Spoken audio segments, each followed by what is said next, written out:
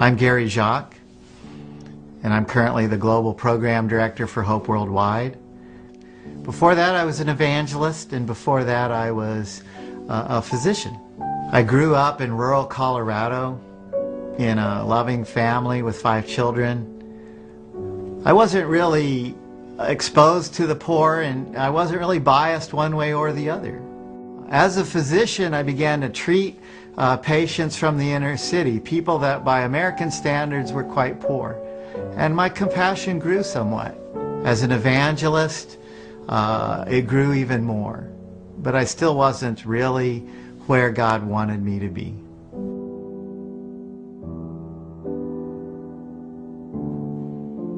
My understanding of the gospel message was somewhat limited and restricted. I viewed it as the good news. Jesus died on a cross so that we could be saved, have a right relationship with Him, be forgiven, go to heaven. That was kind of the gospel message to me.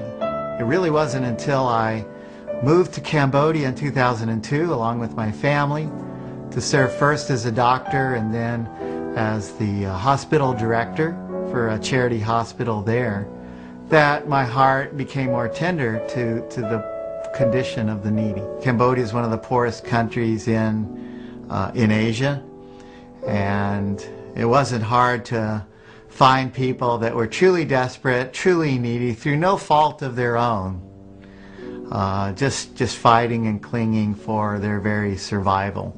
I just remember the desperate father I met one time. He had made the painful decision that he was going to quit buying insulin for his diabetic daughter, knowing full well she would die. But the insulin cost $30 a month, and that was all he had to live on. It was all he had to put rice on the table for his other 5 children. He had already lost his wife. She died a few years back with an illness. He had sold his plot of ground, his rice paddy, his means of earning a livelihood. He sold that to try to provide care for his wife, to pay for the medical bills. But the care was ineffective. She died anyway, and now he was penniless and without any means of earning a living.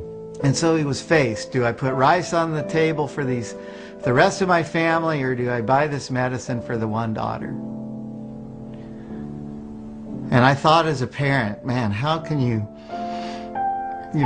make that kind of a decision?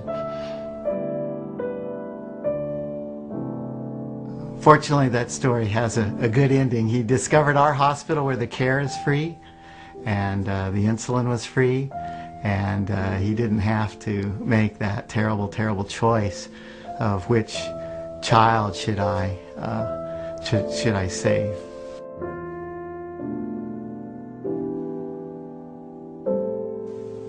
As much as anything, I think these people appreciate that, somebody cares about them and somebody feels like, they have worth and dignity and value.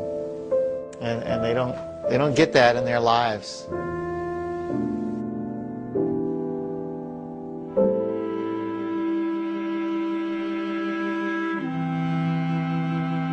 Now that I've been doing what I've done with the poor, I realized that from the very beginning of his ministry, he preached, quote, the gospel. He was preaching the good news, and it occurred to me, I don't think what he's preaching is that I'm going to go to the cross for you in 3 years and die. No, he preached a more holistic, a more complete good news.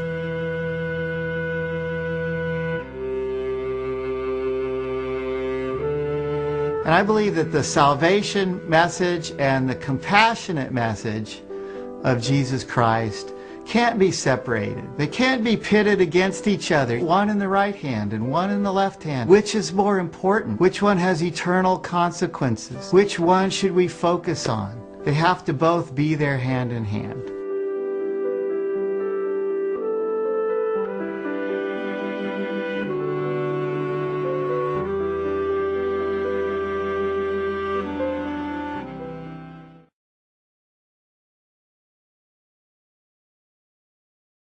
If Jesus cried when Mary and Martha cried,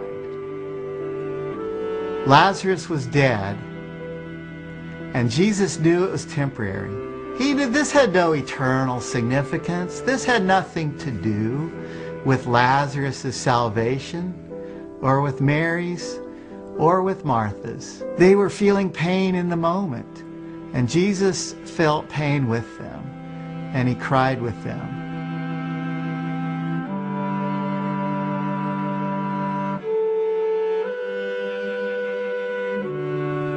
How much more does he weep? How much more does he weep now for the billions of people that are in pain on this planet through no fault of their own, due to the poverty, due to the circumstances, due to the hand, that life has dealt them.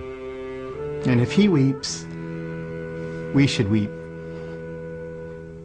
And if he did something, we need to do something.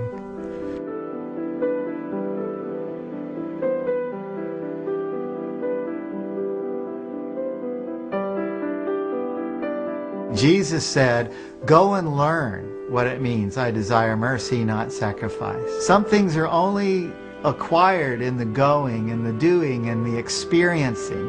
And I think compassion for the poor is one of those. As a worldwide brotherhood, let's unite together. Let's fast, let's pray, let's lift our hands up, and let's remember the poor.